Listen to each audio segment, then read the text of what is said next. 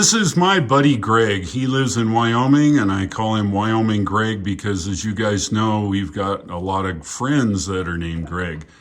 Now, I've been working on Greg for a while. Greg is lives up here in Wyoming. And in a little interview here, we'll talk about his new acquisition of his Tesla Model Y. All right, Greg, first question. Good morning. Good morning. First question for you. You took delivery, 6 weeks ago, maybe? The 15th of November. 15th of November. So tell us a little bit about your experience so far with your Model Y. The Model Y has been wonderful. I picked it up down in Superior, Colorado, and we drove it to Tucson, Arizona. And I'd never really driven one other than Dave's training lesson, I guess. But anyway, I was very pleased with it. I didn't find anything about it that I didn't like. Of course, you've had experience with it, except we didn't really do a lot of supercharging. How did that go for you? The supercharging was no problem. The computer in the car recommends the amount of time that you supercharge it, and typically we charged it more. I know that most people want to be impatient or afraid that the charging is going to slow them down, and we didn't find that to be an inconvenience.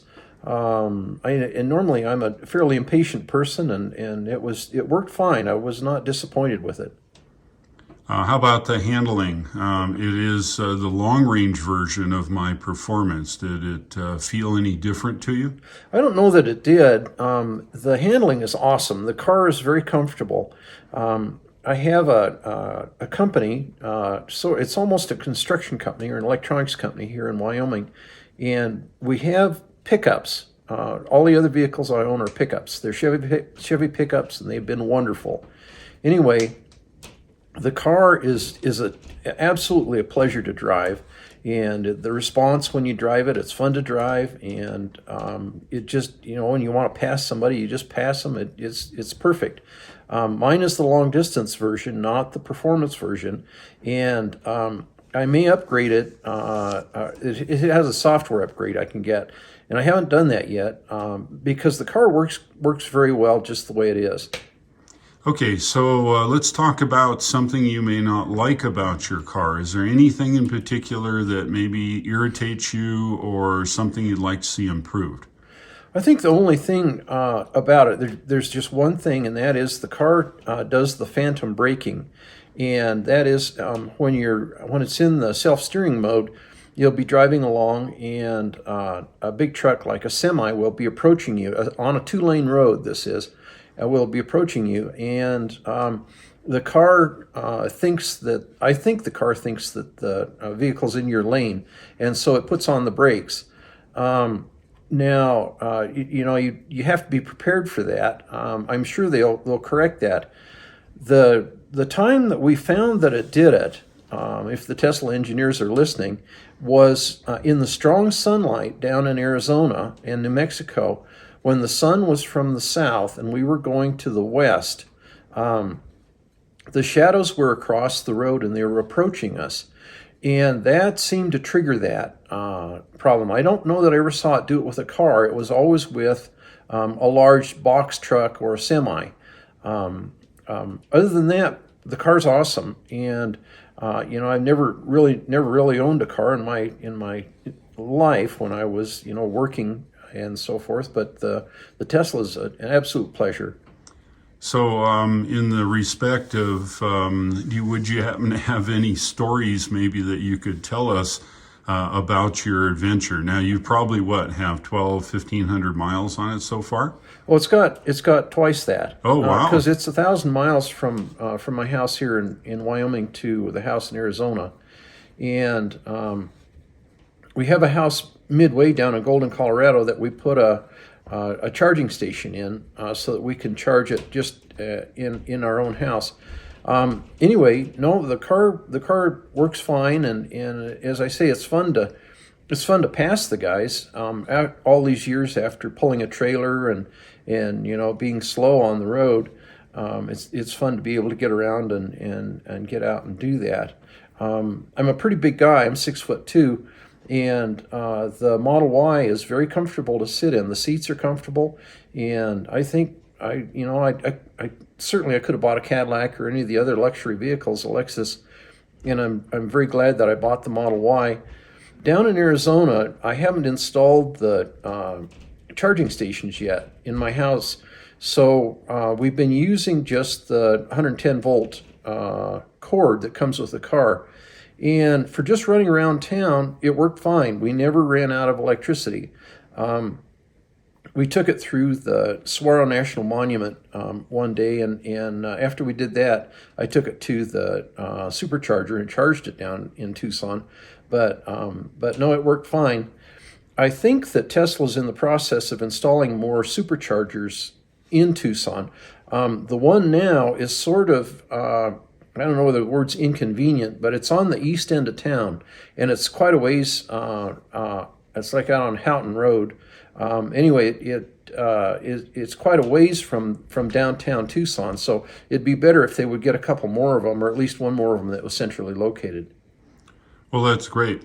Any last thoughts before we go here? I guess I can ask, would you tell somebody not to buy it, or would you recommend a Tesla Model Y? I think that I would have to listen to the what they were going to do with the car. I live in a remote part of Wyoming, and using the car up here is a little bit of a challenge. But I don't think that there's any challenge that could not be overcome with it. I think that I would recommend it. I'm semi-retired now, and so I'm not in a huge hurry to go.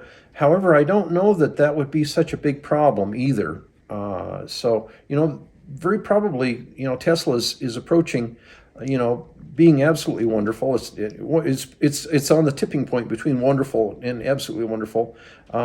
I think I wish there were a few more superchargers, but I think that's always the case. I have a friend down in Golden that has a Nissan Leaf, and it was very nice. We drove that, and I didn't realize how nice that car was. However, the charging for that, it doesn't have the range that the Tesla has. And incidentally, that person said, "Oh, Greg, you bought the gold standard when you bought the Tesla." Anyway, the Nissan doesn't have the range. And they said the problem they'd had was at the charging stations, especially if there was someone else there, that they don't have multiple stations lots of times. And they said they'd encountered one instance where a person, the battery in the car was 99%, and the person wanted to charge it to 100% before they left the station.